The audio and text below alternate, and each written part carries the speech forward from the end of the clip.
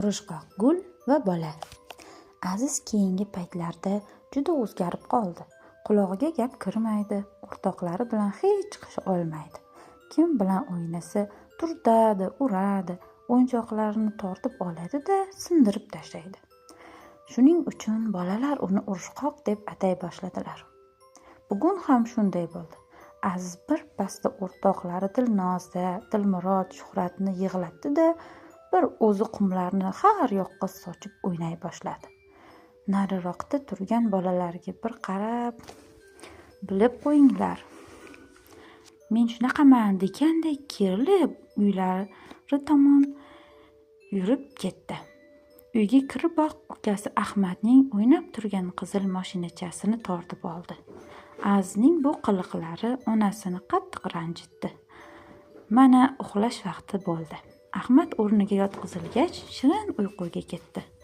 Aziz bo'lsa oyisi va dadasining gapiga kirmay, "Yo'q, men uxlamayman" deb turib oldi. Oyisining jahli chiqdi. "Xo'sh, nima uchun uxlamaysan? Vaqt bo'ldi-ku", dedi. "Buzoqcha haqidagi ertakni aytib bering", dedi Aziz. Oyisi, "Mayli, yur, joyingga yot.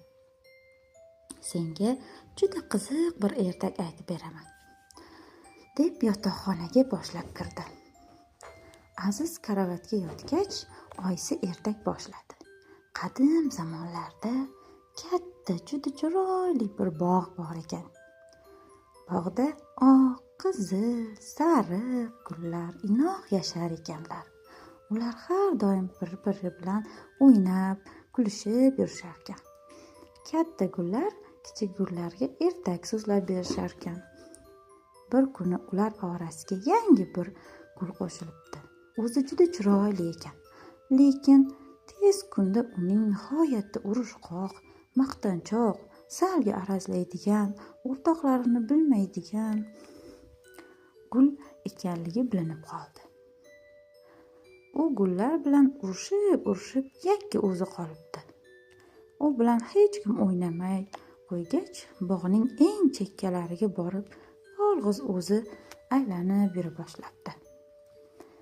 Bir kuni bog'ga shamol kiribdi-da, bir joyga berkinib olib, gullarni tomosha qila boshlabdi. Unga gullar juda yoqibdi. Birortasini uyga olib ketmoqchi bo'libdi. Shovullab, baqirib, chaqirib ularning oldiga kelibdi. Gullar undan qo'rqishmabdi. Ular dadil turib, bir-birlarini mahkam ushlab, g'uj bo'lib olishibdi. Shamol qanchalik harakat qilmasin, ularning oralariga kirib, birortasini ololmabdi. Shunda shamolning hafsalasi pir bo'libdi. U bog'dan chiqib ketayotgan ekan, yolg'iz o'zi yurgan gulni ko'rib qolibdi. Xursand bo'lib, "Mana shu gulni olib ketaman", debdi va uning yoniga kelibdi. Uni ko'rgan gul qattiq qo'rqib ketibdi va yerni mahkam quchoqlab olibdi. Shamol uni rosa yulishga harakat qilibdi. Barglarini uzib olibdi, ammo o'zini yerdan hecham ajrata olmabdi.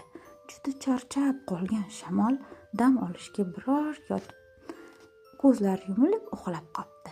Paytdan foydalangan gul o'rnidan turib solib qochib ketibdi. Tezda o'rtoqlari oldiga yetib kelibdi. Ranglari oqarib, hansirab ketgan gulni ko'rgan o'rtoqlari uni darrov o'rtaga olib mehribonchilik ko'rsatishibdi. Shunda haligi urushqoq gul yig'lab, "Meni kechiringlar, endi hech qachon hech kim bilan urushmayman", debdi. Rostdan ham gul keyin hech kim bilan hech qachon urushmabdi. Ular yana do'st o'rtoq bo'lib yashay boshlabdilar. Oyisi ertakni tugatgach, Azizning ko'rpasini ustiga yopib, peshonasidan o'pibdi-da, "Yaxshi uxlab turgin, qo'zichog'im", deb chiqib ketibdi. Aziz anchagacha uxlay olmabdi. Ko'zlari yumilganini ham o'zi sezmay qoldi. U tush ko'ra boshlabdi. Xuddi o'rtoqlari bilan urushib, yolg'iz o'zi qumda o'ynab o'tirgan ekan. Birdan qattiq shamol turibdi. Shamolning qorboboga o'xshagan uzun soqoli bor ekan.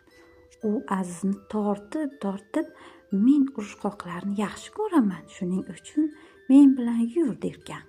Shunda Aziz ham gulga o'xshab yerni ushlamoqchi bo'larkan-ku, lekin atrofni qulqum bo'lgani uchun hech ham mahkam usha olmas ekan. U yig'lab, yo'q, bormayman, endi urushmayman deb jon holatda qichqirarkan. Biroq shamol quloq solmay uni yulishga harakat qilib olib ketmoqchi bo'larkan. Shu payt qayoqdandir hali o'zi urushgan o'rtoqlari Dilnoza, Dilmurod, Shuhrat kelishibdi. Uni mahkam quchoqlab olishibdi. Dilmurod hali ham o'kirayotgan shamolga qarab, yo'q, biz xafa emasmiz, biz o'rtoqmiz, do'stmiz, Azizni olib ketmang derkan. Ammo shamol baqirishni qo'ymasdi. Qo'llari Azizni tortqirarkan. Aziz seskanib uyg'onib ketdi. "Oyi, oyijon!" deb baqirib yubordi. Oyisi uning yoniga shoshilib kirdi va yupatdi. Biroz tinchlangan Aziz birdan ho'ngrab o'zini oyisining bag'riga otdi. "Oyijon, bolalar bilan endi qanday yarashaman?" Oyisining ko'ngli buzilib ketdi. "Qo'y o'g'lim, yig'lama. Hamma narsa o'zingga bog'liq. Sen yaxshi bo'lsang, bolalar ham seni yaxshi ko'rishadi. Agar yomon bo'lsang, bolalar ham yomon ko'rishadi. Shuning uchun ular bilan yaxshi o'yna, urushma. Hech kimni bekordan bekorga xafa qilmagin. Ertaga o'rtoqlaringdan kechirim so'ragin, xo'pmi?" dedi oyisi. Aziz burnini tortib, "Kechirmasachi?" dedi. "Kechirishadi. Mana ko'rasan. Ular seni albatta kechirishadi. Esingdami? Ertakdagi urushqoq gulning o'rtoqlari unga qanday mehr ko'rsatishadi? Kechirishadi. Axir sen ham endi o'rtoqlaringni bekordan bekorga xafa qilib urushmaysan-ku, to'g'rimi?" Aziz boshini ko'tarib, qop-qora ko'zlarini oyisining ko'zlariga qarab, "Ha, oyijon, men hech qachon hech kim bilan urushmayman. Yaxshi bola bo'laman", dedi ishonch bilan. Tugadi.